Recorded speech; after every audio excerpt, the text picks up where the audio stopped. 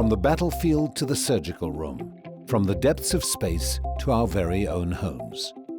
The uses and applications of lasers have revolutionized scientific research, ranging from the smallest quantum particles to the scale of the universe. From rock concerts to next-generation medical procedures, from optical communications at the speed of light to the military's most advanced sensing and weapon systems, lasers are everywhere in daily life.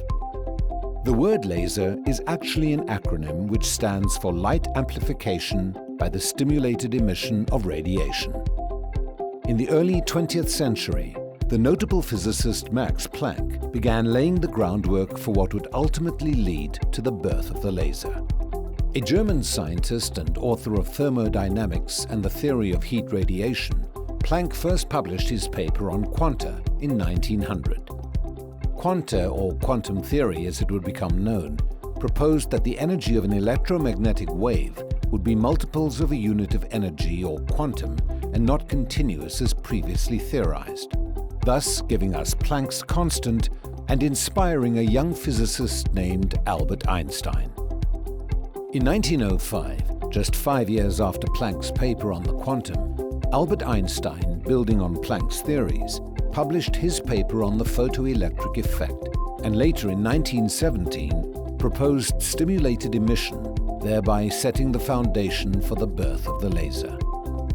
During the early 1950s, Charles Hard Townes from Columbia University theorized what he called the maser, or microwave amplification by stimulation emission of radiation, and by 1954, along with colleague Herbert J. Ziegler, demonstrate the first maser at Columbia University. By the year 1960, researchers were engaged in cutting-edge quantum physics aimed at building a coherent light machine based on the 1958 theoretical paper titled Infrared and Optical Masers by Charles Hard Townes and Arthur L. Schawlow from the famed Bell Labs in New Jersey. Despite enormous sums of money and the efforts of top physicists from around the world, no one had yet built a working model, and doubts were growing that such a machine was possible. Meanwhile, at Hughes Aircraft in California, a poorly funded junior physicist named Theodore Maiman was trying the unconventional approach of utilizing a single crystal solid-state material as the quantum engine for the device. He asked Ralph Hutchison, then at Union Carbide, to produce the world's first optical quality laser rod from ruby crystal. On May 16, 1960, Dr. Maiman stunned the world by creating the first laser using Ralph's rods. This invention launched one of the most broad-reaching technologies of the 20th century.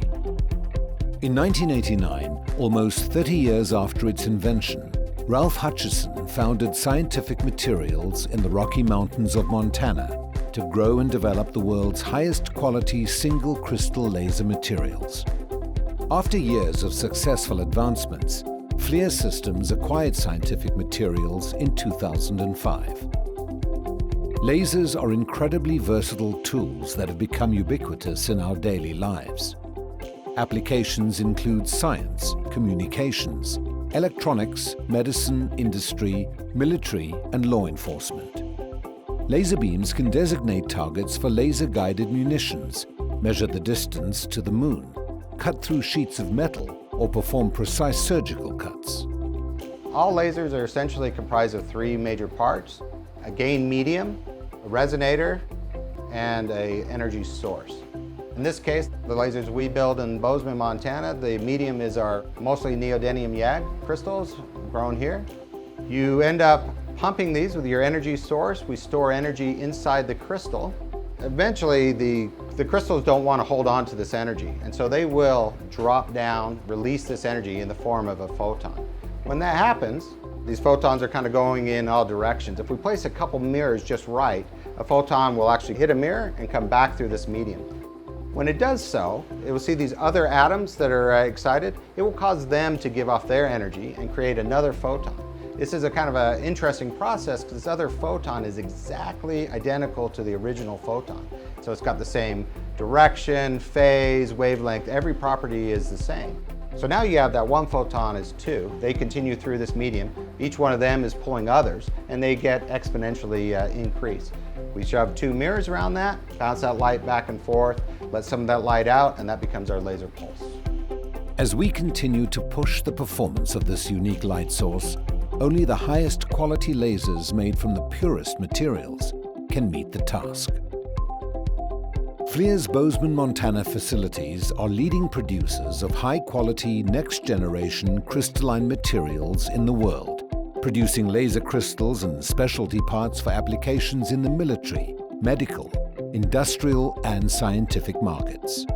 The operation behind me is basically a high-temperature solid-state chemistry lab. The technique was developed about 100 years ago by a Polish scientist named Jan Czekalski.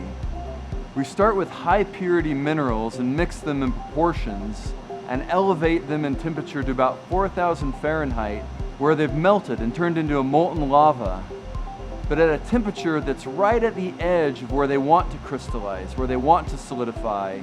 Similar to ice goes from a liquid to a solid at 32 Fahrenheit, these materials go from a liquid to a solid near 4,000 Fahrenheit. We introduce a crystal seed, and right at that edge temperature, nucleate growth and slowly extract solidified crystallized material out of the molten lava over a period of weeks to months. Producing high-purity, high-perfection single crystal laser materials for Flir and other laser manufacturers is a demanding job. After growth, the crystals are inspected. Only after they pass this rigorous quality control test do they pass on to the next phase, where the crystal is cut at the top and bottom to determine which end will produce the best quality material. A single crystal can provide material for medical devices, industrial tools, and military lasers. After cutting the crystals, technicians will continually polish and inspect the crystals to make sure each one meets the exacting tolerances. Once the crystal rods are absolutely perfect, they can be installed in the laser subassembly. Because laser energy is so intense, the subassemblies are built in a Class 1000 cleanroom. Any bit of dust could cause a failure. Finally, the lasers are subject to extreme environmental screenings that include a minimum of 8 to 10 thermal cycles. This involves testing the lasers at temperatures between -40 degrees centigrade to 80 degrees centigrade, as well as several vibration cycles to ensure every unit is of the highest quality. And now the lasers are ready to be installed. Flir lasers are manufactured for the military, medical devices, and space-based applications. Flir is the only producer of radiation-hardened yttrium aluminium garnet gain media. Developed in combination with the Aerospace Corporation and NASA, these specialty crystals are used for space-based laser applications. In the last 50 years, laser applications have transformed the world. We may not know with certainty what the next 50 years will bring, but approaching on the horizon are the coming revolution of artificial intelligence and autonomous vehicles. These technologies require perception, sensors, and lasers. Scientific breakthroughs in medicine, quantum computing, and modern warfare are indeed on the cusp of revolutionizing the next generation of laser technology as well. What we do know is the future of laser applications is limited only by the scope of the human imagination.